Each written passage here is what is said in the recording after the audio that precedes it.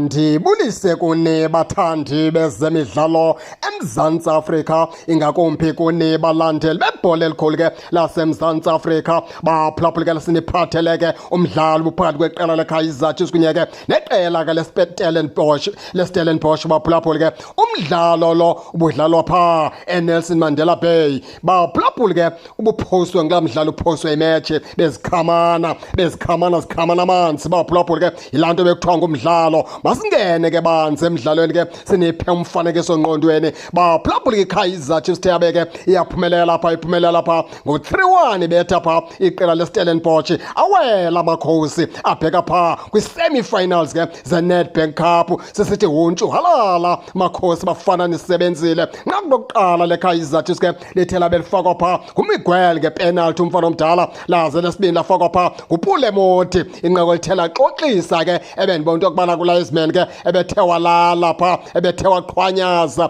kona xa sebeyidonsa ngezinto zakhona ke, ngezinto zesilungu. Kwabona ke into yokubana ke akho nto ithi yagila pha ugoalkeeper. Nguye ugoalkeeper kangabe na balance, yazi ibhola ofikelela pha kuPule Mothi. Asiyithandanga ke imbeko yabadlali ke beStellenbosch. UPSL pha melathathe ke indawo yakhe, akazama iStellenbosch ke ukusifundisa isifundo pha, ayenziwa lanto. Nqaku lesithathu ke leKaizer Chiefs ke lifakele nkwenkwenyana pha ibizwa ukubana ngumfundo Vilakazi. Emveni kokubana kunozinti ke ebethe waphuma ke ohead ikona ke kwela cala, yazi yamshiya ke ibhola. Ithe idefend zama ke ukuyiclearisha, ayakwazi yawela pha umfundo Vilakazi. Waziyela ke uhalala yedwa pha emnatheni umfana omdala ke abeka amakhosi ke ayawela kanjalo. Qaba ke singene banzi ke kulo mdlalo. Kaizer Chiefs pha xa bekuqala umdlalo we-first half ibiwucontrol umdlalo ngendlela engummangaliso. Baphulaphula ke siyithandile indlela ke le nkwenkwenyana kwaNgcobo uMapholoba adlale ngayo. Waphakamisa umfana omdala wathi ke ndisakufuna ukuhlala kule team, futhi ke udlale kakuhle kakhulu ke edibene pha nale nkwenkwenyana ke yakwaNdosi uCele. Badlale kakuhle kakhulu ka midfield abafana abadala bekhatshwa pha nguPule Mothi,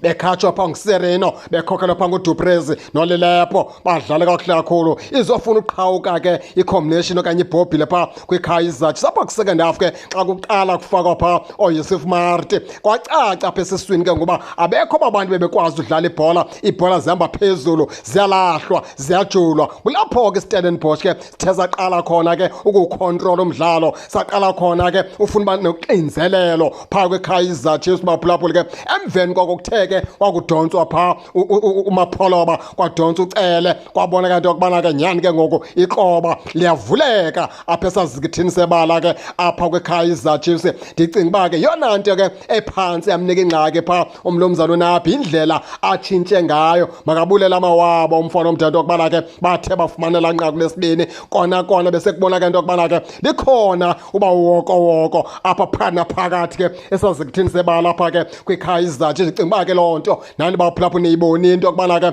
emveni kwawo olaa tshintsho lenziwe pha nguMr Nabi kulaa mdlalo, kuye kwabona into yokubana ke ikhona impazamo ke azenzileyo pha. Yeke into yokubana ke iKaizer Chiefs yabe ke iyaphumelela nasekudonsweni pha laa mfana bedlala i-right back pha uFrosler. Umbuzo umile isizathu besiyintoni na, ngoba elaa cala iStellenbosch besinoxinzelelo kweli cala likaDove isikhathi esininzi, kodwa kasazi ke uMr Nabi bebebona kanjani kwana iphantsi amlemaza indlela atshintshe ngayo pha kulo mdlalo namhlanje. Qaba nje ngeliphelele amakhosi athi abeke ayabgqitha ke baphulaphula egqitha pha ngo-3-1 ebheka pha kwi-semi-finals ke zeNedbank Cup. Ningangena ke nani ke nisho into yokubana ke niva njani, nize ke ningakhohlwa usubscribe kule channel kuze ningaphoswa zezemidlalo endizanothulela zona kwixa elizayo kakuhle babukeli.